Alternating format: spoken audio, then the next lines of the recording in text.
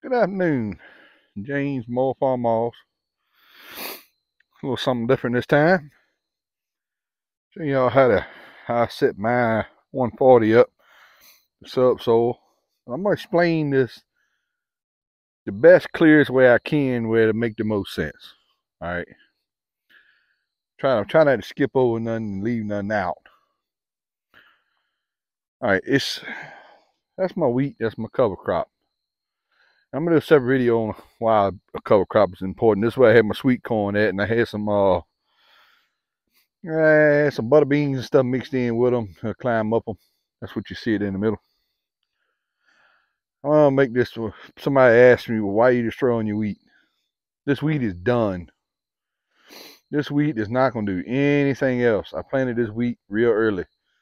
If you see the tips on it turning yellow, it's because the frost done burnt it because it's too tall. I plant mine right behind after the corn's done out the way for the you get the seed in here for the doves to munch on the end of August when I want a dove hunt. I planted early. It's just a cover crop. We're not making no hay to this. It's gonna be tilled in by March anyway. Yeah, by March I'm gonna till it in and give it time to rot. All right, this is just how I do it. I do it as soon as my sweet corn's done and get it out of the way, get it picked, get it bush hogged, get it disted in. I put my cover crop on it. Now disc it in. I'm gonna get a whole separate video explaining the cover crop deal. But you come back, I'm still adjusting on the subsoiler some. It's pulling up too much dirt. It shouldn't pull that much dirt up, really. It should just, I'm trying to get it where I cut a sliced line, what I'm after here. I made some more adjustments. All right. I'm gonna do the whole subsoiler explanation. This is working pretty good. I just moved it over some. You see that's where it's at. That's where it was at. That is nothing but a disc healer. Now I got my layoff bar laid over for a reason. You get that lower to the ground. With my oil pan so close, that's all the way up. I laid that over intentionally like that. To me, it makes more sense to have it like that, really. You're gonna use it for a layoff bar. I ain't got a manual or nothing. I don't know if it's supposed to be turned that way, or which sort of way. I don't know. To me, it makes more sense to have it turned the other way though, kind of way. I don't know. But anyway, it works great like that. I adjusted it because you see my slightly off on the line.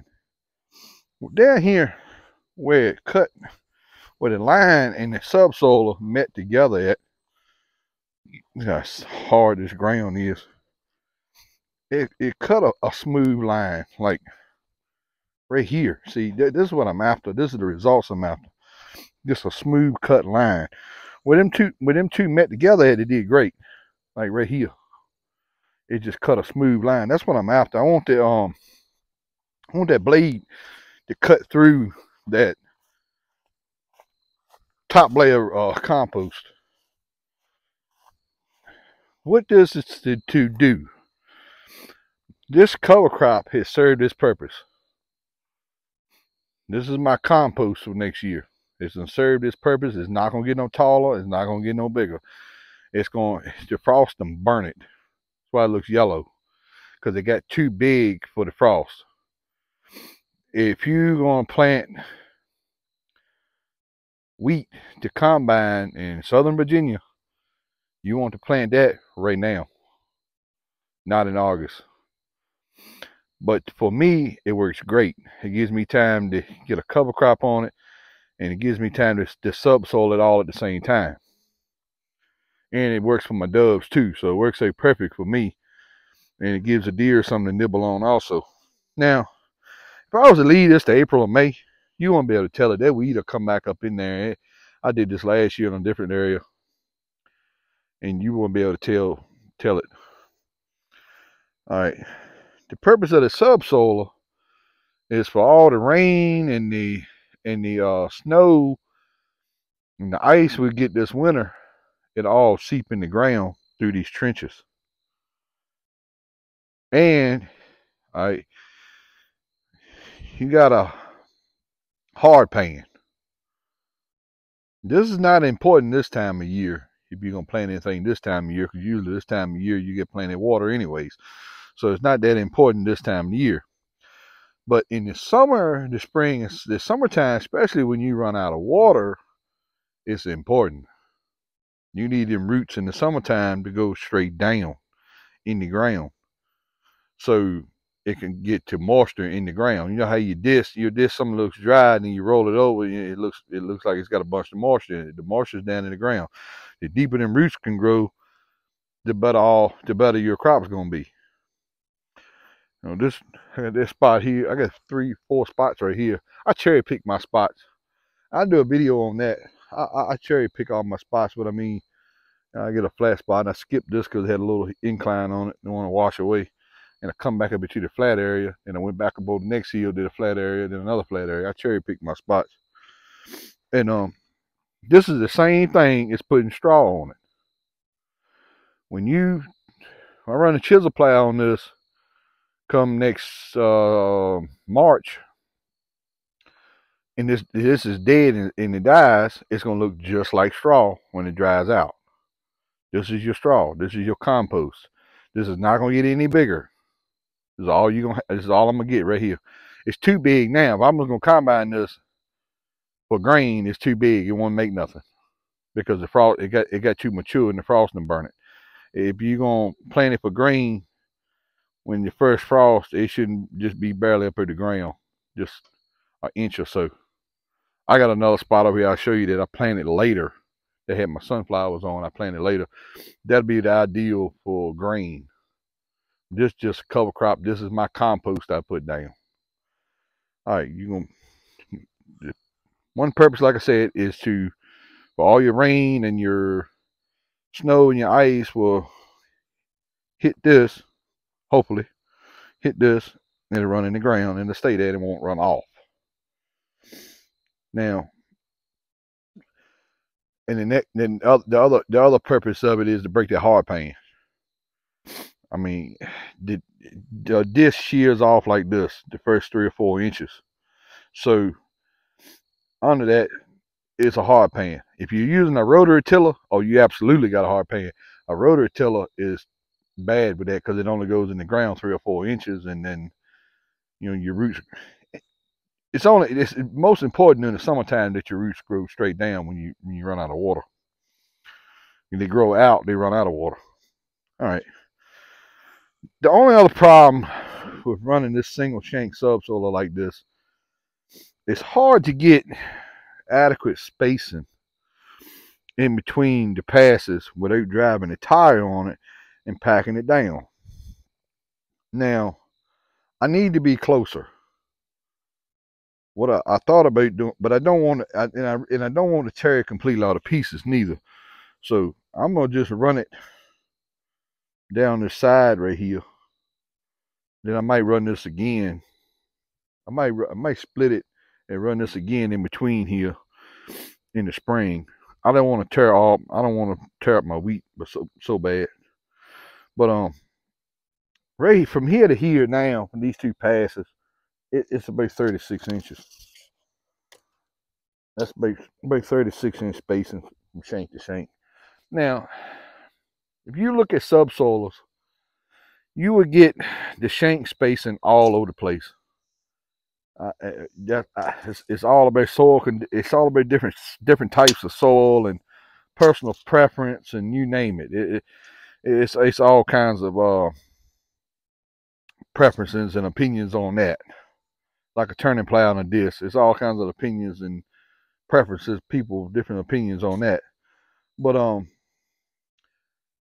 you got them all. I've seen them all the way from 15 inches to 60 inches. So 36 is kind of in the middle. I think that the most popular one I've personally seen was around about 40 inches. So you can't get over too far. You'll be packing it back in with the tire.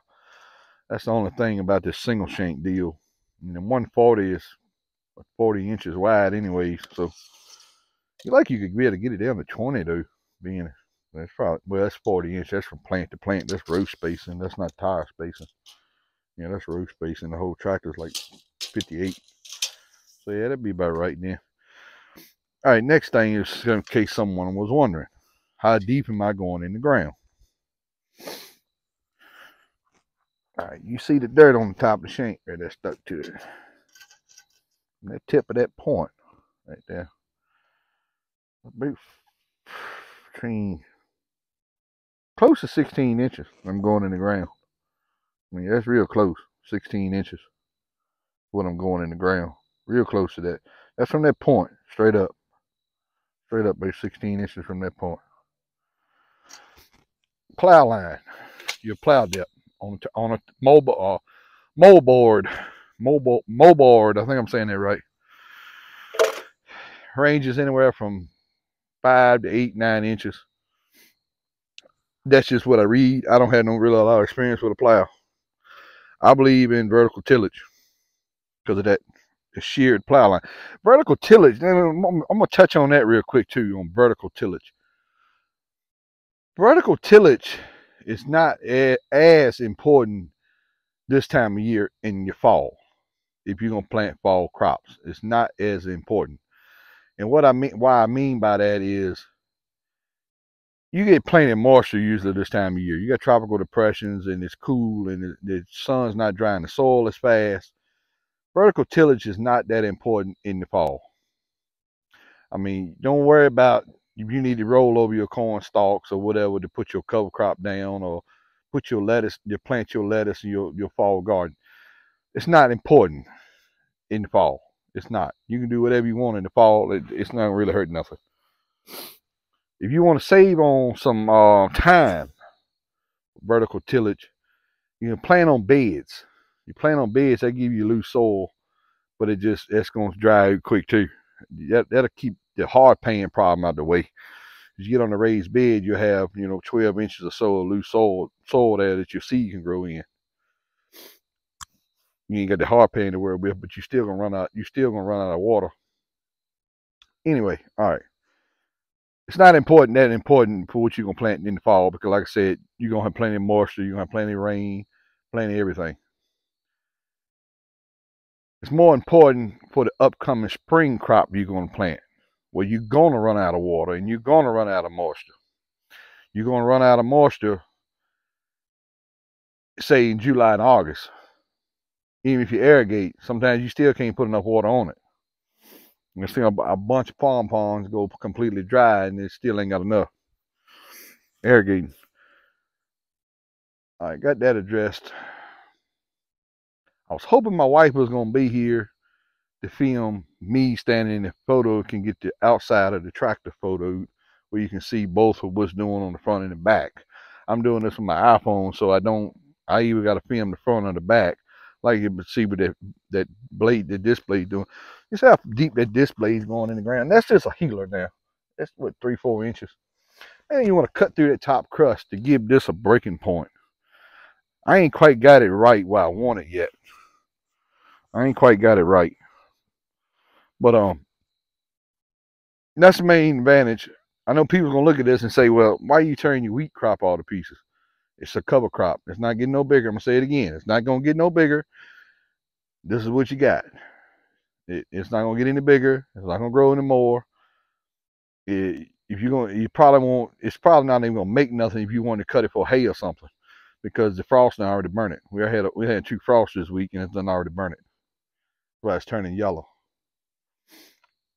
So it was planted too early to even do anything with it, probably. Anyway, all right.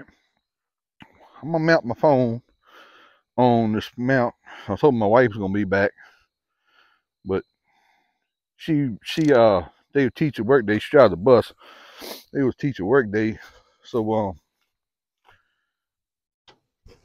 she had to drive today, and I get home and she's out in the deer stand. So in that video, tell you what, I don't think it's a more versatile tractor made than a farmall 140. Almost everything on it is perfect.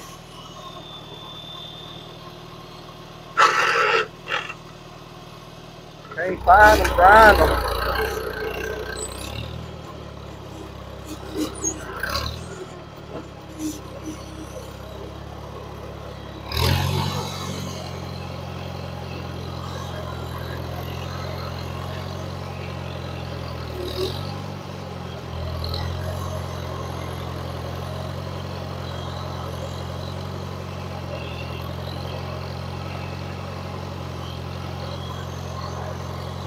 I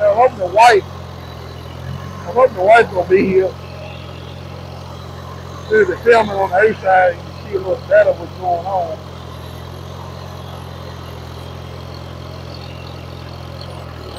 That's what I like to see, is like that, cut the straight line.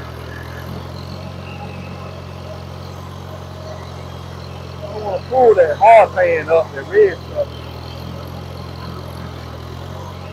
I wish I could hit you all the way down for all to the go, but you start to dig a little bit that now. And that's something else too. I'm gonna go over real quick. Something else I'm gonna go over. I'm gonna stop the video right here. We're already like 16 minutes. You get what I got here. My wife gets in, and before it gets dark, I gotta get her to do a little filming too. And that I'll upload off of her telephone. We're a bunch of poor folks, poor people, faking it till we make it. So I got that adjusted a little better than now. You see the difference where it looks from here to there. That thing is running in that slice line. And that's what you want. You know, so you don't disturb much soil. That's what you want right there. That's what you want. That looks a whole big world of difference right there. She was scratching a little bit, but I almost had to hit you all the way down. I picked it up before I cut it off, so you can take a look at it. You can see for yourself how deep it was going. We're still around that 14, 15, 16 inch mark for sure. And I tell y'all something too. Don't believe everything you read. Yeah, I Google stuff all the time too, and you use a little common sense on it. You know, you kind of weed out what you know is not correct and what it is. And that's how I try to do. Upload stuff that is not on YouTube. Do things differently. I don't like copying nobody. And you're hitting one other subsoiling video with a farmall 140, and he ain't running a trash coulter up here neither. That's real important. You can see where I had it right here with a trash coulter. You can see here where I didn't have that trash coulter set right, and how ragged of a job it was doing. And then I got over here, got that trash coulter set pretty close. How good it was. It's real poofy too. It's soft. I mean, it's real squishy in between. So it's that's the other thing too. Put a bigger foot on it would help a lot if I had to put a bigger foot on it and put one with some wings on it. Kind of reach over this way a little bit more. Reach over this way up both ways a little more. Might look into that. Whenever I change that foot, I put a foot on it with wider wings on it to kind of reach out a little further to kind of open the spacing up a little bit. Yeah, I wear my Crocs. Crocs are in the house. I wear steel toes 13 hours a day. 12, 13 hours a day. When I get home, I'm going to get out of them things. But you see the results there. So don't believe everything you see, but you need to run your subsoiler 24 inches and all that. All that ain't necessary. You need a 50 horsepower tractor to do it. I load them tires down. with antifreeze and water. That will make a substantial difference too. But this James more farmall. You like my content? You like what I do? You like what I post? Like and subscribe. Thank you.